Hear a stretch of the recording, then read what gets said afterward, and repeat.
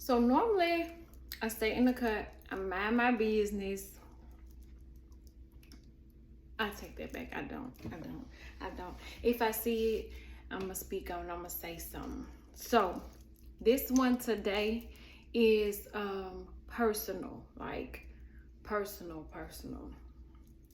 So my daughter comes home and say that a little boy in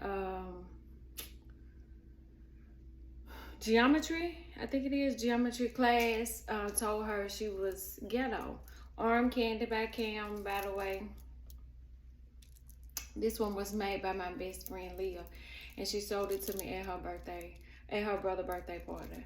Baby, I'm surrounded by nothing but little hustlers, little grinders who gonna get it. Anyway, Cam said that a boy in geometry told her she was ghetto because of her long nails and her braids has color at the end. And I was thinking, who teaching them that? Like, who teaching them that? Because first of all, she far from ghetto. And I'm gonna tell you why I say she far from ghetto, because at times she can act ghetto. We all can. According to Google, ghetto is a terminology, is derogatory and is for a neighborhood characterized by low property values and relatively little public or private investment. The original meaning of ghetto is formerly a street or a quarter of a city set apart as a legally enforced resident area for Jews.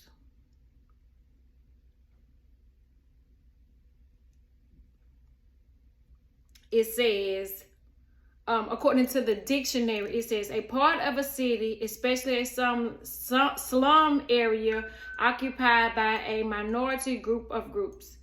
And used in a verb, it says put in or restrict to an isolated or segregated area or group. Now, although it doesn't say anything about economics, it doesn't say anything about race, it doesn't say anything about religion, spirituality, it doesn't say anything about income brackets, it doesn't say anything about gender. It just says that ghetto, to me, seems like a state of mind. Because you can live in the nicest part of the city and it still be ghetto there. You can be in the nastiest or the dirtiest, slummiest part of the city, and that's the real community. So ghetto, I think, is a state of mind. However, who's teaching these little boys that it's okay to say stuff like that to us?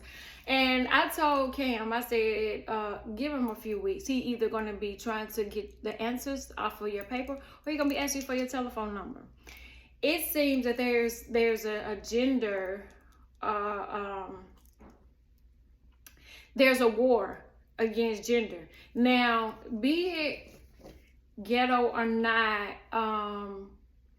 I don't think nails and hair makes you ghetto, because 20 years ago, that was me. Long nails, colorful hair still colorful. Ghetto, I am not. I am very educated. I hold multiple degrees.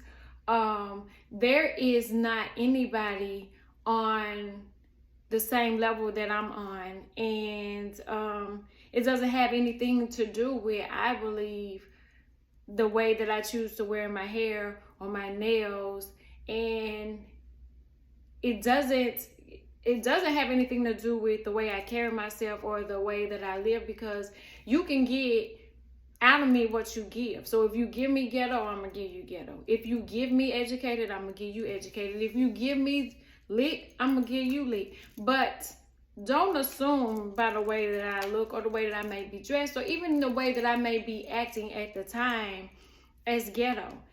But first of all, we need to change the narrative. Like, if you like girls, or you want to flirt, or you want to court, do it by not insulting us, because that's a turnoff. And we don't forget it. Like I said, he'll be the same little boy that'll be asking for her telephone number or asking to cheat off her paper. And when she gives him what he gave her initially, then it becomes a problem. And some men have ego problems, and when you bruise their ego, they can't bounce back real easily. Let me tell you this. We are raising a generation of girls that's not like the girls were raised before. We're more independent. We the shit, basically. Like, it's not anything that compares to a black woman, yet it's still, we're endangered, we're underpaid, underappreciated, misunderstood, but we are the backbone that holds up. Like, look at who has the spending power. Who's the ones that are leading and opening their own business, entrepreneurship? Like, there is nothing that a black woman isn't in the foundation of. And that's not a discount to any other races or any other females, because I know some badass white women, I know some badass Latino women, I know some badass women, but I'm not speaking on them. I'm speaking on what was brought to me from my daughter to let you know, don't let the appearance fool you, because behind the long hair and the colorful hair, the long nails and stuff, we educated. We just know when and how to play the game. But now it's come a time when we're no longer keeping that mentality of code switching. You're gonna get this look 9 to 5, 8 to 6, like whatever time, whenever, because now I'm comfortable in who I am and I don't have to switch to be who you want me to be. And as far as her looking ghetto, it's on me, because I feel like, express yourself however you want to. If you want to wear the long nails and the long colorful hair and do all that. Now, I didn't buy the colorful hair, but who am I to say she can't wear the colorful hair? In growing up, my mom didn't allow me to dye my hair until I was 18. I was a cosmetologist. Can you imagine the torture of not being able to color your hair and you around color all day? So we got around that. We bought colorful weave. We had tracks and we had different things to get around it. But in this day and age, why am I going to... I can't raise her the way my mama raised me. And I can't tell her to say, oh, laugh it off because he called you ghetto. No, we don't want to be called ghetto. We don't want to be put into any box. We don't want to be stereotyped, because if we were to be honest, by all means, I'm not supposed to be here. Every stereotype that you would ever want to imagine has been placed on my life. I had a kid as a teen, raised in some part of a single parent home. I went to college. I graduated a couple of times. I just took a daughter to college. So by all means, if we were to go by what other people said about us, then we would never be, or we wouldn't have a chance to live up to who our potential really is. So before you fix your mouth to call another female black, white, brown, green, ghetto, get to know us. Find out what we like, what we know, who we really are. Like, you don't really know somebody a couple of weeks in to be calling them ghetto. But don't think that we are a generation. I was raised off the Trina and the Nuck If You Buck and the Master P, down from my, and Hot Girls, and all that started this generation. We built the foundation for it, baby.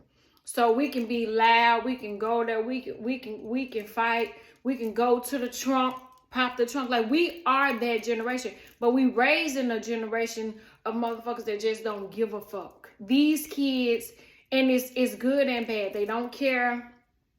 They run around here like they got extra lives, and that's bad. But also, they don't care what other people think about them.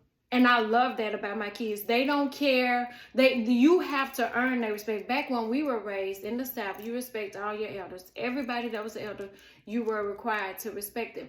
These kids, these are give not one single fuck about age, or now they are being taught to be respectful, but you have to earn my respect in order for me to respect you. I don't just respect you because you're a grandma or you're a grandfather. show me that why I should respect you, but don't just demand it. And if you don't treat me with respect, I'm not going to give you respect. And I can understand that.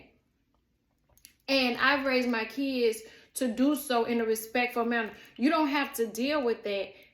But if they don't disrespect you, don't disrespect them. But if they disrespect you, then bring it to me. Then I can handle that.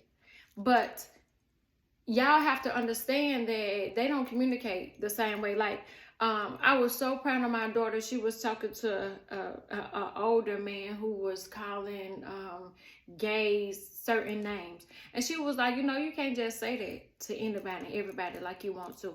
And it was, to me, like, we wouldn't have spoke back to an elder and told him, and as a team, we couldn't. You had to be respectful. And it was more so, you should be seen and not heard. So raising these kids today, you have to have an open mind, because the way we were raised is completely different. But we here for all of it. We here for all the shits. Like, I'm backing mine to the end. I don't give a fuck about nobody else, what nobody else has to say. Like, these are mine, so I got them, and we ain't gonna worry about nothing else. But to the ones that think they ghetto, because when I went out of town, we went to Florida, and I said, this is my first real family vacation. We've taken vacations plenty of times, but I've never really, like, enjoyed myself. Even on vacation, I've been in mom mode. I've had to work through vacations. This vacation in Florida, I'm like, I'm a city girl. I don't give a fuck about nothing. I don't care about none of that. We're going to be who we are. We're going to enjoy it, and it was the best vacation we ever had. But being able to have that type of fun with your kids when they become teenagers is something you cannot buy. So I'm not apologizing for anything they say, anything they wear, anything they do to express how they is, how their personality is coming out. I don't have any apologies for it. As a matter of fact, I'm probably the reason why they do that. And me and their father take complete credit for that, because of the way we raised our kids. We raised them to be better than us. And if you look at them, they are. So what am I apologizing for? Because what they like or what they choose doesn't agree with somebody else's rules or somebody else's standards. We're not doing that. I'm not playing about my kids. And it's a lot of people that feel the same way. Like, stop trying to tell us to make our kids be something that they're not. If they are, now there are some kids that are not ghetto that tries to portray that. That ain't what I'm talking about. I'm saying here, just because you speak the language of the neighborhood doesn't mean you are of the neighborhood. And as a matter of fact, there's nothing wrong with being from the neighborhood. Like, you take everything and you use it as a lesson to apply to life. So the name calling, not really necessary. However, we still don't give a fuck. So I'm going to advise you to go back to your dad and them and tell them that the insults don't work. These are not the generation of females that you can flirt with by hitting them and assaulting them. We don't want to hear that. We don't want to hear that. And it's like, next. So if you don't learn nothing else from this video, learn to keep your mouth off of people. Because we don't care. No, we don't care, and we didn't ask you. So, your opinion about me and my life is worth how many fucks I got left to give, and I'm out.